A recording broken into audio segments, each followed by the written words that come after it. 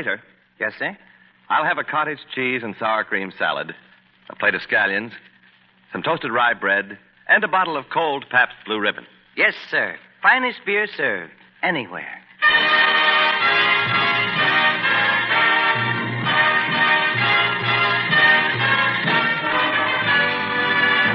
From Hollywood, Pabst Blue Ribbon, finest beer served anywhere, proudly presents...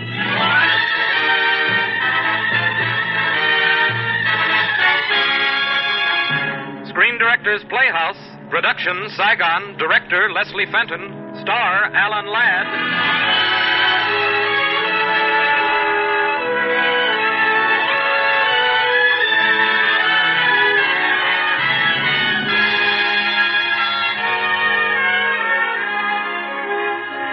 The Hollywood Screen Directors present an interlude of adventure, Saigon, starring Alan Ladd, and introducing the director of the film, Leslie Fenton.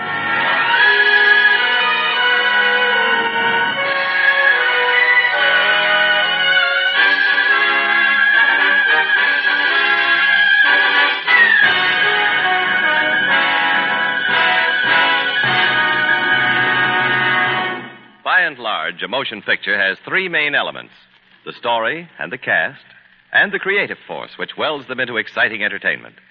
We mean, of course, the screen director, represented here tonight by a distinguished actor who turned to the creating of such fine films as Whispering Smith, The Streets of Laredo, and tonight's story, Saigon. Ladies and gentlemen, Mr. Leslie Fenton.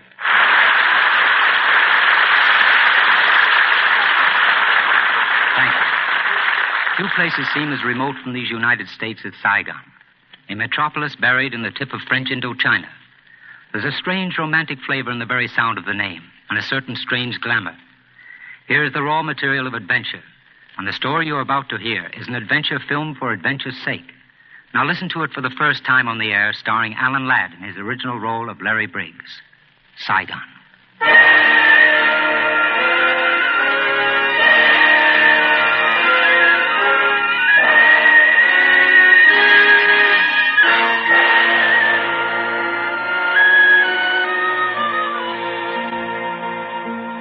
Mr. Briggs, if a police officer may speak his mind, you will find Indochina hospitable, but only to a point.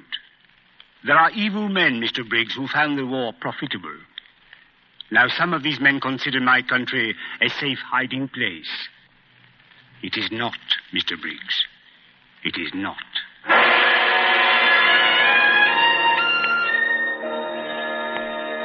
This is you he's talking to, Larry Briggs. How did you get into this? Saigon? The girl? The briefcase? Who started it? The war was over. You were discharged from the Air Corps. You and Mike Perry and Pete Rocco.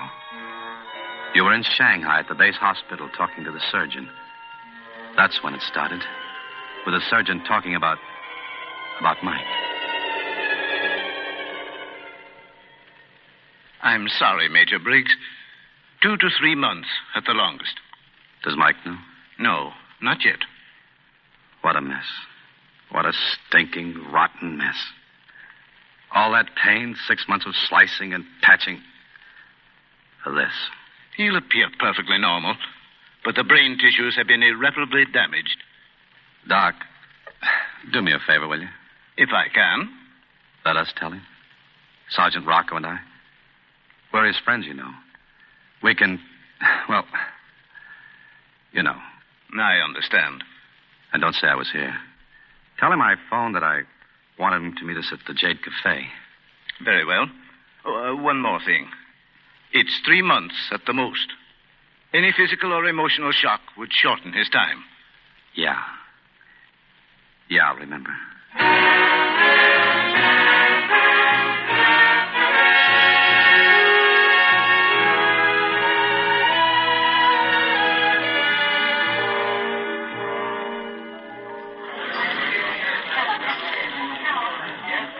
Figure it out, Pete. Figure it out. Why does it have to be like this? How are we going to tell him? We're not. Huh?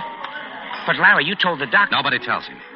And, Pete, We're going to pack those 2 or 3 months of his with 100 years of good living. The best. No rough spots. Larry, and no hey, bumps. here he comes. Well, how are you, Mike? Well, not even a headache, are you, Skipper? It's about time you stopped lying around in bed. Some picnic I had, huh? And when are we going home? We aren't, Mike. That is, Pete and I aren't. What? You're wacky. No, look, the skip and I, we got a flying job lined up in the Orient. Want to cut yourself in, Mike? I got an awful yen to go home. Oh, look, it's just a couple of months, Mike, and good money. 5 o'clock. I've got an appointment with Alex Maris to close that flying deal. Think about it, Mike. Work on him, Pete. Work hard.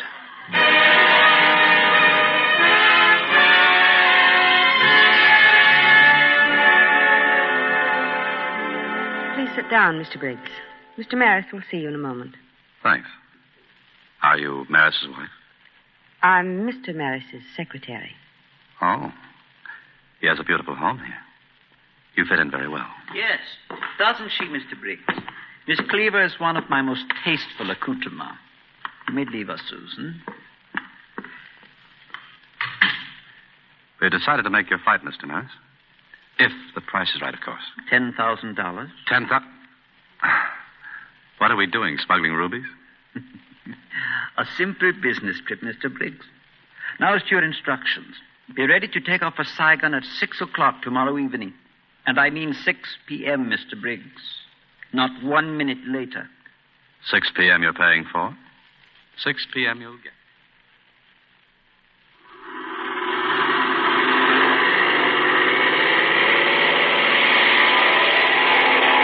29 inches. That does it. Cut him. Brother, does she purr. We're going flying again, Mike. The things I'll let you guys talk me into. Come on. Where Maris is. It's after 6 o'clock already. This light isn't going to hold forever. Oh, he's probably making time with that mouse you told us about. You know, that secretary. This is probably him driving up now.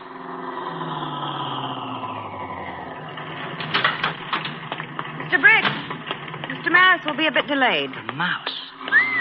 Well, what do you know? Hey, Larry, she's pretty. Like, introduce us, huh? Huh? Susan Claver, Mike Perry, and Pete Rocco. Delighted. Hello. One of you please put my bags aboard. Miss Claver, we're flyers, not servants. It's all right, Larry. I'll take him. No, not the briefcase. Leave that with me. Hey, what's holding up your boss? That's his car horn. He'll be here immediately. Mr. Maris! Mr. Maris seems to be having his problems.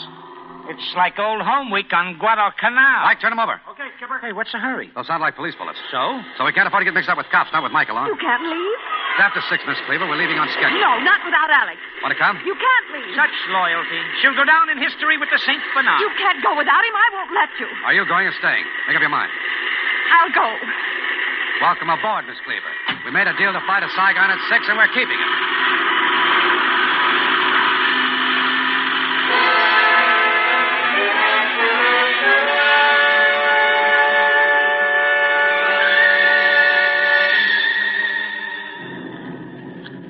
I'll fly her for a while, Mike. Hey, Larry, don't you think you're being kind of rough on the girl? She hasn't been a personality kid with us either. Oh, she's okay. All right, she's wonderful. And I'll bet there's something wonderful in that briefcase, too. The way she keeps hanging on to it. Hey, Larry, there must be a gas leak. We've been dropping fuel ever since we took off. I don't think we'll make Saigon. Mike, there's emergency fuel up the river from Saigon at Lingdao. Lingdao? Hey, that sounds like fun. Yeah, there's a European hotel. I was there once. Okay, alter course to 163, Larry. I got you.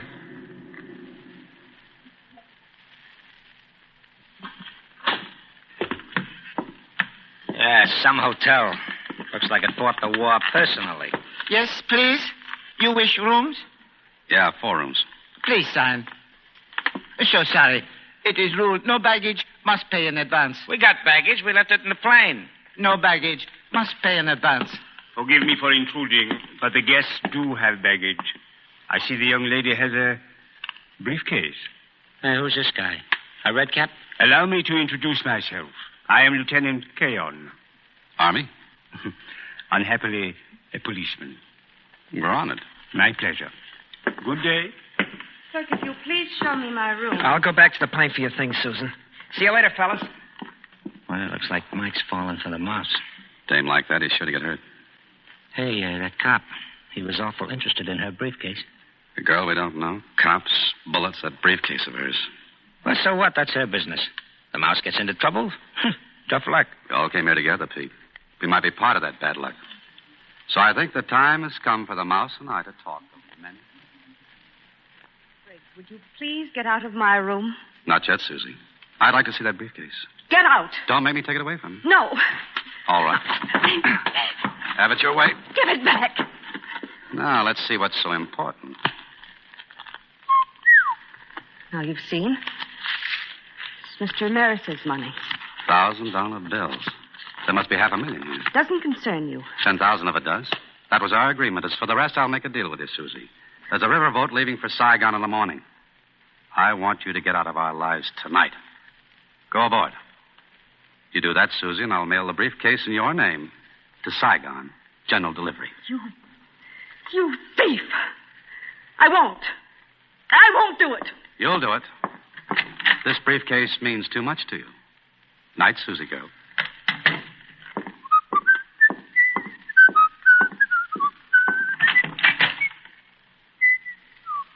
Ah, Mr. Briggs.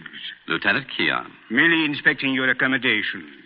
We want you to be comfortable, Mr. Briggs. Are the police always this helpful to tourists? What we gain with solicitude, we usually lose with bluntness. May I see that briefcase? Thank you. So, you must be a wealthy man, Mr. Briggs. Yeah, I ran a used car business back in Los Angeles. So much money. I wonder where it really came from. Mr. Briggs, if a police officer may speak his mind, you will find Indochina hospitable, but only to a point. There are evil men, Mr. Briggs, who found the war profitable. Now, some of these men may consider my country a safe hiding place.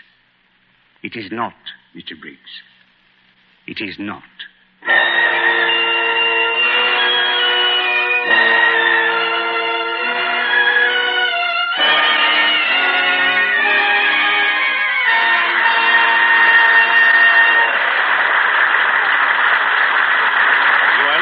Screen Director's Playhouse production of Saigon, starring Alan Ladd and introduced by the director of the film, Mr. Leslie Fenton.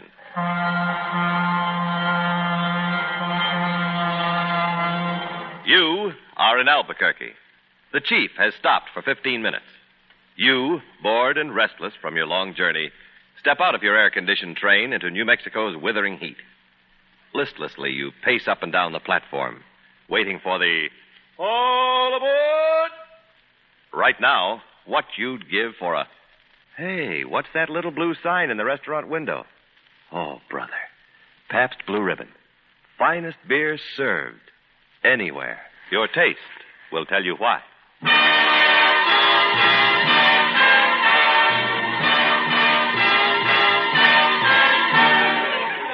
Now, back to our Screen Director's production of Saigon, starring Alan Ladd.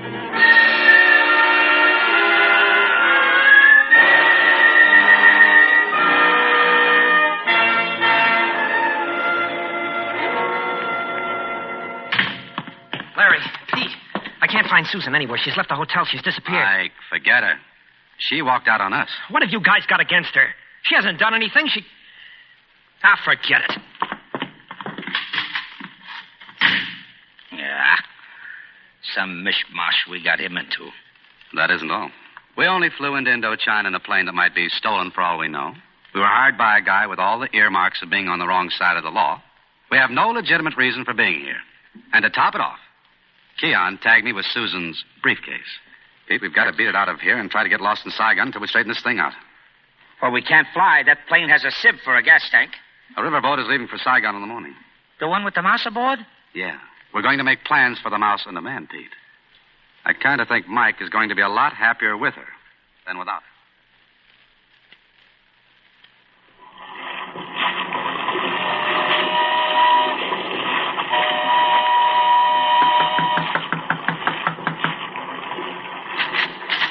May I come in? Briggs, what are you doing The on... boys and I are taking a little river voyage for our health, Susie. But you said you were... I changed my mind. And I'm changing our deal. The briefcase was mailed to Saigon this morning. But in my name, not yours. You heel. No, take it easy. You'll get it back. But supposing you play ball, What is it this time? be nice to Mike. Oh, now, isn't that sweet? Mike's fond of you, Susan. He's a good kid. I'm touched. Try to be nice. Even for you, it must be worth $500,000. You know all the answers, don't you? All right, I'll be nice to Mike. But if it was you, there wouldn't be enough money in the world.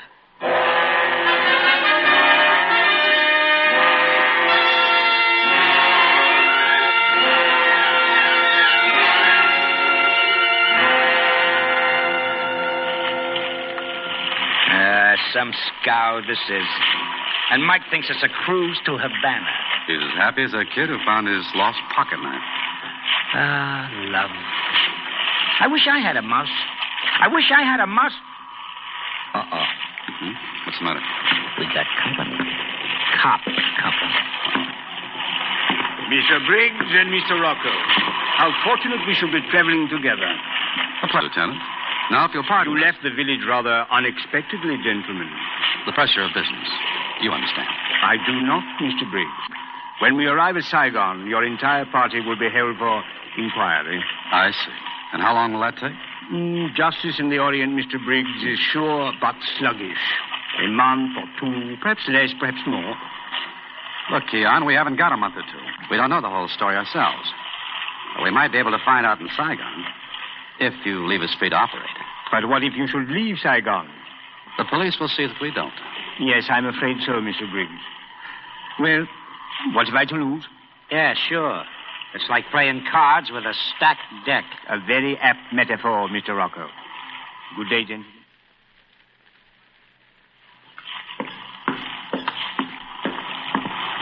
Well, if it isn't the amazing Mr. Briggs. All alone and mooning at the moonlight. Hello, Susan. Larry, I want to say something. That money, I don't know anything about it. Alex Maris asked me to carry it. The shots. I don't understand it. Okay, Susan. I've acted pretty awful, I guess. I'm sorry. You've got an apology coming, too, you know. Larry, this business with Mike, it isn't fair to him. It isn't right. He's crazy about you. It's because he doesn't know what I'm like. And what are you like? Like this. Susan, I'm going to tell you about Mike. He was wounded during the war. The doctors say he has only a little while to live. He doesn't know. Oh. Go and find him, Susan. It's kind of nice here on the river. Tomorrow we'll be in Saigon.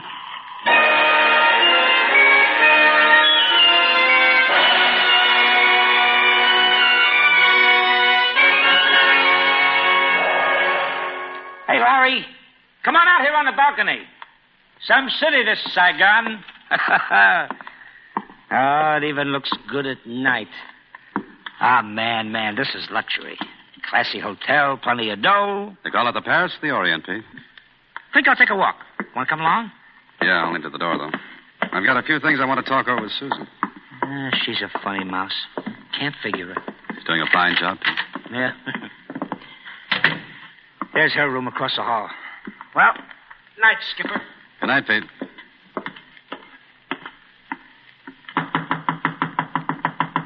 Who is it? It's Larry. Susan, I just wanted to tell you, I'm grateful for all you've done for Mike. It's all right. Forget it. You've worked wonders for him. You better go, Larry. There's one more thing. Yes? It's about Maris.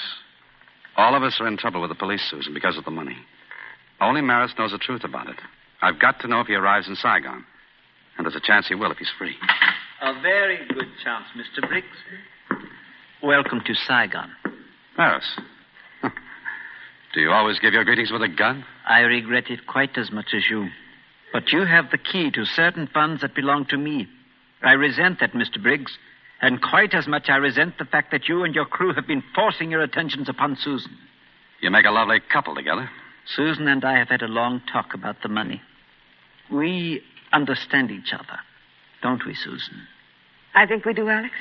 It is too bad about the young, what's his name, Mike? Mike. What about him? I went to his room to question him. He became quite uncontrollable. I was forced to strike him with my gun butt. You yellow gun-having... Mr. Briggs. He's sick. Any shot can kill him. Unfortunate. Now, it appears that my money is in the Saigon post office in your name. Therefore, we will wait in your room until morning when you will get it for me. Alex, if we're leaving in the morning, I'd better get some sleep. Sweet dreams, Susie. They will be. Now that I don't have to look forward to holding the infant's hot little hand. All right, Mr. Briggs. Into your room. A long night, isn't it, Mr. Briggs? Maris, I promise you. If you've killed Mike, I... Mr. Briggs, it's Lieutenant Keon. Who is he? The police. Tell him to come in. And remember this gun. Come in, Lieutenant. Oh, you have a guest. Lieutenant Keon, this is... Mr. Channock. Carl Channock. A pleasure. Mr. Briggs, I thought we might compare notes. You see, I've gleaned a few scraps of information.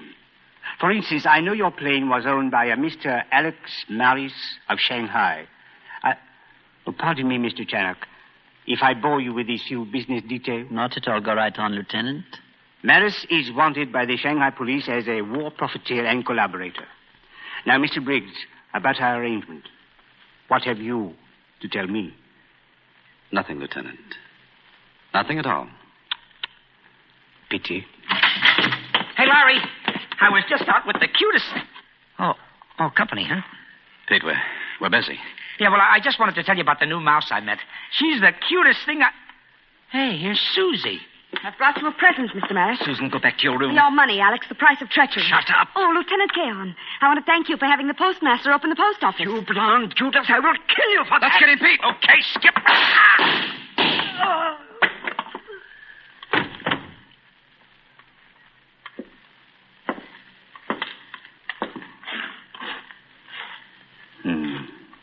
Death interferes so frequently with justice. Mr. Maris is no more. Susan, are you all right? Look. Pete. Pete? He's not moving. Pete. Pete. Pete!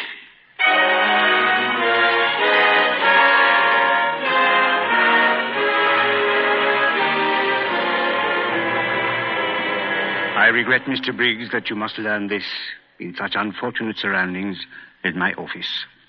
You phoned the hospital. Mike Perry is dead. He passed away within a few minutes of Mr. Rocco. Oh, Larry. Mike, Pete, both gone. I made a plan. I was going to let all of you work it out for me. But it went astray. I made a plan, too. I was the skipper. They listened to me. Larry, you mustn't. Don't torture yourself. What do you do? What do you say? You finally run out of answers, Larry. Just like the rest of us. Nothing left. No more answers, Susie. Maybe. If we try to find them. Maybe if we tried together.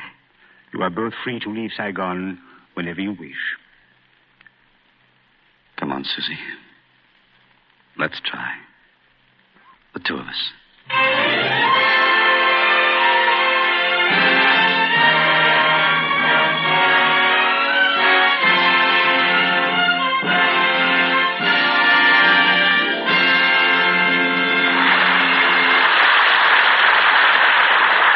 You have just heard the last act of Saigon.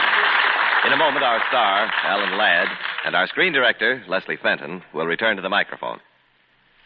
You've seen pictures and read stories about fabulous parties here in Hollywood. Well, take it from me, most of those glamorous affairs are strictly for publicity. When movie stars really entertain, they do it simply and modestly, with a buffet supper consisting of, well, for example, cold cuts, potato salad, and tall, friendly glasses of Pabst Blue Ribbon beer. Everything in perfect taste.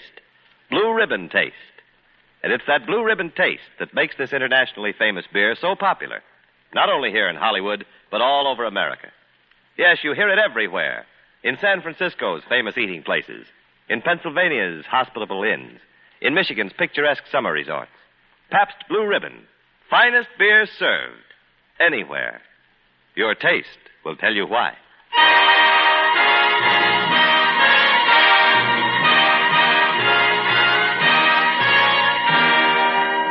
Next week on Screen Directors Playhouse, Pabst Blue Ribbon presents Fort Apache, starring John Wayne and Ward Bond. Now, here again is tonight's star, Alan Ladd, and screen director Leslie Fenton.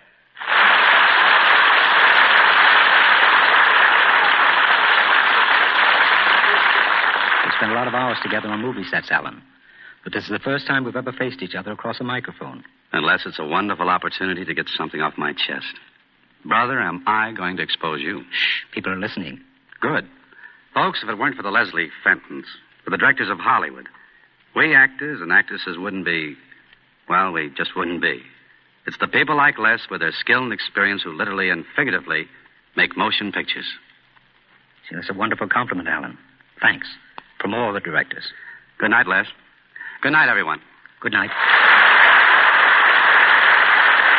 And good night to you, Alan Ladd and Leslie Fenton. Tonight, before you go to bed, peek inside your refrigerator. Check up on your supply of Pabst Blue Ribbon beer.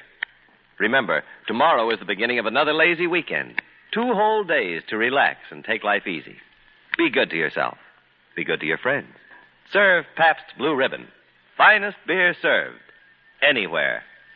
Your taste will tell you why. Saigon was presented through the courtesy of Paramount Pictures, whose current release is Top of the Morning, starring Bing Crosby, Ann Blythe, and Barry Fitzgerald. Alan Ladd is currently being seen in the Paramount Picture The Great Gatsby. Portions of tonight's broadcast were transcribed. Listen again next week when Pabst Blue Ribbon presents Screen Directors Playhouse. Production, Fort Apache. Director, John Ford. Stars, John Wayne, Ward Bond. Screen Directors Playhouse is brought to you by the Pabst Brewing Company of Milwaukee, Wisconsin, Newark, New Jersey, and Peoria, Illinois, and sent your way with the best wishes of the Pabst Blue Ribbon dealers from coast to coast. James Wallington speaking.